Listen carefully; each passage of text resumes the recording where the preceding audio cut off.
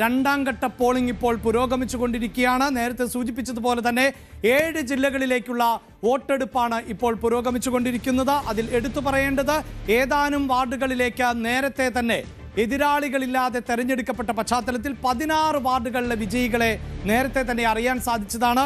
ഈ 16 വാർഡുകളിലേക്ക് ഇപ്പോൾ വോട്ടെടുപ്പ് നടക്കുന്നില്ല. ഒപ്പം ഒരു സ്ഥാനാർത്ഥിയുടെ മരണത്തെ തുടർന്ന് ഒരു ഗ്രാമപഞ്ചായത്ത് വാർഡിലേക്ക് തെരഞ്ഞെടുപ്പ് നടക്കുന്നില്ല എങ്കിലും അവിടെ ബ്ലോക്കിലേക്കും അതോടൊപ്പം തന്നെ ജില്ലാ പഞ്ചായത്തിലേക്കുമുള്ള വോട്ടെടുപ്പിൽ മാറ്റമൊന്നുമില്ല. ഇതുകൂടി പ്രേക്ഷകരെ അറിയിച്ചുകൊണ്ട് ആദ്യം ഞാൻ ആ ഡേറ്റകളിലേക്ക് തന്നെയാണ് പോകുന്നത്. രണ്ടാം ഘട്ടത്തിൽ വിധി എഴുതുന്നത് ഏതൊക്കെ ജില്ലകൾ ആണ് എന്നതാണ് നമ്മൾ ആദ്യം പരിശോധിക്കുന്നത്. അതിൽ തൃശൂർ, പാലക്കാട്, മലപ്പുറം, കോഴിക്കോട്, വയനാട്, കണ്ണൂർ, കാസർഗോഡ് എന്നിങ്ങനെ വടക്കൻ കേരളം ഒന്നടങ്കം ഇപ്പോൾ പോളിംഗ് ബൂത്തിലേക്ക് എത്തിക്കൊണ്ടിരിക്കുകയാണ്.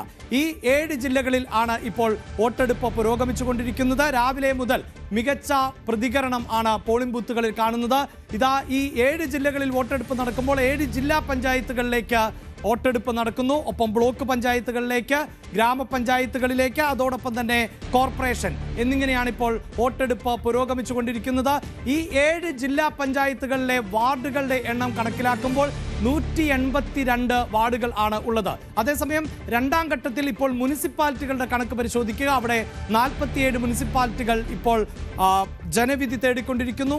1829 വാർഡുകൾ ആണ് ഈ മുനിസിപ്പാലിറ്റികളിലായി ഉള്ളത്. ഇപ്പോഴിതാ 1829 വാർഡുകളിലേക്കുമുള്ള വോട്ടെടുപ്പാണ് പുരോഗമിച്ചുകൊണ്ടിരിക്കുന്നത്. ഇനി നമ്മൾ പരിശോധിക്കേണ്ടത് ഗ്രാമപഞ്ചായത്തുകളുടെ എണ്ണം ആണ്. 470 ഗ്രാമപഞ്ചായത്തുകളിലേക്കുള്ള വോട്ടെടുപ്പാണ് ഈ ഘട്ടത്തിൽ പുരോഗമിച്ചുകൊണ്ടിരിക്കുന്നത്. 9015 വാർഡുകൾ ആണ് ഈ 470. അതായത് തൃശൂർ മുതൽ കാസർഗോഡ് വരെയുള്ള 7 ജില്ലകളിലായി ആകെ 470 ഗ്രാമപഞ്ചായത്തുകളുണ്ട്. അതിൽ വാർഡുകളുടെ എണ്ണം എന്നത് 9015 ആണ്. ഇപ്പോഴിതാ വോട്ടെടുപ്പ് പുരോഗമിച്ചുകൊണ്ട് ഇരിക്കുകയാണ്. ഇനി ബ്ലോക്ക് പഞ്ചായത്തുകൾ. ഇന്ന് വോട്ടെടുപ്പ് പുരോഗമിക്കുന്നത് 77 ബ്ലോക്ക് പഞ്ചായത്തുകളിലേക്കാണ്. ആകെയുള്ളത് 1177 ബ്ലോക്കുകൾ ആണ് എന്നുള്ളതാണ്. ഇപ്പോൾ വോട്ടെടുപ്പ് പുരോഗമിക്കുന്നു. ബ്ലോക്ക് പഞ്ചായത്തുകൾ 77 എന്ന നിലയിൽ. ഇനിയിപ്പോൾ എടുത്തു പറയേണ്ടത് കോർപ്പറേഷനുകളിലെ പോരാട്ടം തന്നെയാണ്. അതിൽ തന്നെ 6 കോർപ്പറേഷനുകൾ ആണ് സംസ്ഥാനത്ത് ആകെയുള്ളത്. തിരുവനന്തപുരം, കൊല്ലം, കൊച്ചി, അതോടൊപ്പം തന്നെ ഇന്ന് ജനവിധി എഴുതുന്നത് തൃശ്ശൂര്, കോഴിക്കോട്, അതോടൊപ്പം തന്നെ കണ്ണൂർ എന്നിങ്ങനെയാണ് കോർപ്പറേഷനുകൾ ജനവിധി ഇപ്പോൾ തേടിക്കൊണ്ടിരിക്കുന്നത്. ഇപ്പോഴത്തെ ഒരു ഡേറ്റ പരിശോധിക്കുമ്പോൾ നമുക്ക് മനസ്സിലാക്കാൻ സാധിക്കുന്നത് ഈ കോർപ്പറേഷനുകളിലേക്ക് ആദ്യഘട്ടത്തിൽ വോട്ടെടുപ്പ് നടന്നപ്പോൾ തിരുവനന്തപുരത്ത് താരതമ്യേന കുറഞ്ഞ പോളിംഗ് ആയിരുന്നു. പക്ഷേ കൊല്ലം, അതോടൊപ്പം തന്നെ എറണാകുളം, കൊച്ചി ഈ കോർപ്പറേഷനുകളിൽ മികച്ച പോളിംഗ് ആണ് രേഖപ്പെടുത്തിയത്.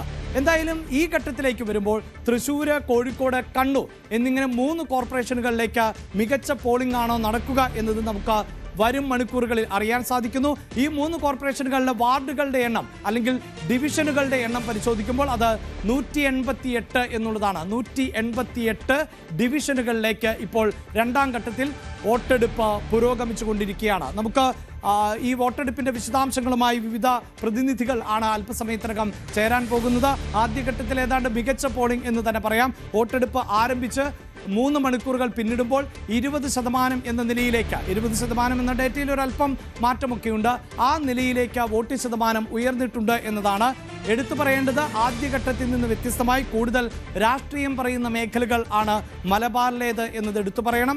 5 കോർപ്പറേഷനുകൾ നിലവിൽ ഇടതുപക്ഷം ആണ് ഭരിക്കുന്നത്. ഒരേ ഒരു കോർപ്പറേഷൻ മാത്രമാണ് 2020 UDFനെ പിന്തുണച്ചത്. അത് കണ്ണൂരാണ്. ആ കണ്ണൂരിൽ അടക്കം ഇപ്പോൾ വോട്ടെടുപ്പ് പുരോഗമിച്ചുകൊണ്ടിരിക്കുകയാണ്. കോഴിക്കോടും തൃശ്ശൂരുമൊക്കെ ശക്തമായ പോരാട്ടം നടത്താൻ സാധിക്കും എന്നുള്ളതാണ് UDFന്റെ പ്രതീക്ഷ. അതുപോലെ തന്നെ പ്രതീക്ഷ പുലർത്തുകയാണ് NDA. പ്രത്യേകിച്ച് കാസർഗോഡ് ഉൾപ്പെടെയുള്ള ജില്ലകളിൽ പഞ്ചായത്തുകളുടെ ഭരണം പിടിക്കാൻ സാധിക്കുമെന്നതാണ് പ്രതീക്ഷ. ഇപ്പോൾ ആദ്യഘട്ടത്തിൽ ചേരുന്നത് MS അനീഷ് കുമാറാണ് കോഴിക്കോട് നിന്ന്. അനീഷ്, എല്ലാവരും ഉറ്റുനോക്കുന്ന ഒരു തെരഞ്ഞെടുപ്പ്. ആദ്യഘട്ടത്തിലെ പോളിംഗ് ശതമാനത്തിലെ കുറവെന്ത് എന്ന് ഇപ്പോൾ മുഖ്യധാര രാഷ്ട്രീയ പാർട്ടികൾ വിലയിരുത്തിക്കൊണ്ടിരിക്കുന്ന ഒരു സമയമാണ്. പോളിംഗ് ശതമാനം കൂട്ടുവാനുള്ള ശ്രമം എല്ലാവരുടെയും ഭാഗത്ത് നിന്നുണ്ടാകുന്നുണ്ട്. എന്താണിപ്പോൾ കോഴിക്കോട് നിന്നുള്ളൊരു പശ്ചാത്തലം? രാവിലെ മികച്ച പോളിംഗ് ആണോ രേഖപ്പെടുത്തുന്നത്?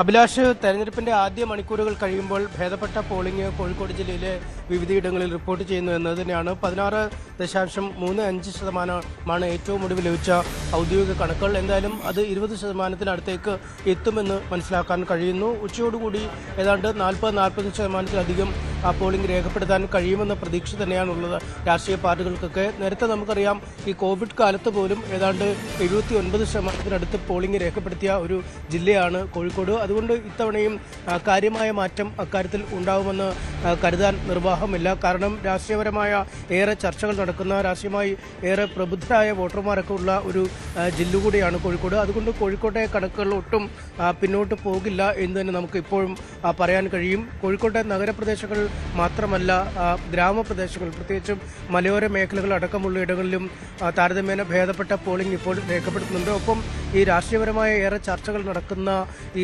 പ്രാദേശിക തലത്തെ വിഷയങ്ങൾക്കപ്പുറം രാഷ്ട്രീയം ചർച്ച ചെയ്യുന്ന വടകര പോലുള്ള ഇടങ്ങളിലും കാര്യമായ രീതിയിൽ തന്നെ ഇപ്പോൾ പോളിംഗ് മുന്നോട്ട് പോകുന്നു. പല ബൂത്തുകളിലും വോട്ടർമാരുടെ നീണ്ട നിര കാണാൻ കഴിയുന്ന ഒരു സാഹചര്യവുമുണ്ട്. രാവിലെ തന്നെ വോട്ടർമാരെ പരമാവധി ബൂത്തുകളിലേക്ക് എത്തിക്കാനുള്ള ഒരു നീക്കവുമാണ് രാഷ്ട്രീയ പാർട്ടികളുടെ ഭാഗത്തുനിന്നും ഉണ്ടാവുന്നത്. എന്തായാലും ഉച്ചയോടുകൂടി തന്നെ ഗണ്യമായ രീതിയിൽ ഈ വോട്ടിംഗ് നില മെച്ചപ്പെടും. കൂടുതൽ ആളുകൾ ബൂത്തുകളിലേക്ക് ഒഴുകിയെത്തും എന്ന പ്രതീക്ഷയാണുള്ളത്. കാരണം വളരെ കാടടച്ചുള്ള ഒരു പ്രചരണമാണ് ഇത്തവണ ഈ കോഴിക്കോട് കോർപ്പറേഷനിലടക്കം നടന്നത്.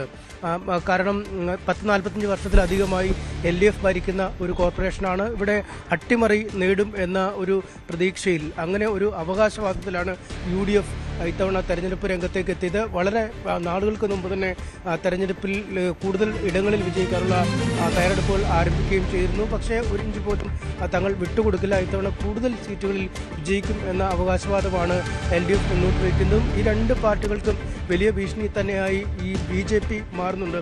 കാരണം കഴിഞ്ഞ തെരഞ്ഞെടുപ്പിലും അതിന് തൊട്ടു മുമ്പുള്ള തെരഞ്ഞെടുപ്പിലും 7 സീറ്റുകൾ വീതം BJP നേടിയിരുന്നു. പക്ഷേ കഴിഞ്ഞ പഞ്ചായത്ത് തെരഞ്ഞെടുപ്പിൽ ഏതാണ്ട് 22 ഇടങ്ങളിൽ BJP രണ്ടാം സ്ഥാനത്തേക്ക് എത്തുന്ന ഒരു സാഹചര്യമുണ്ടായി. അത്തരത്തിൽ രണ്ടാം സ്ഥാനത്തെത്തിയ വാർഡുകൾ ഇത്തവണ ഒന്നാം സ്ഥാനത്തേക്ക് സ്ഥാനക്കയറ്റം നൽകാൻ കഴിയും എന്ന ഒരു പ്രതീക്ഷ BJPക്കുമുണ്ട്. അങ്ങനെ 3 ക്യാമ്പും തികഞ്ഞ ആത്മവിശ്വാസത്തിലാണ്.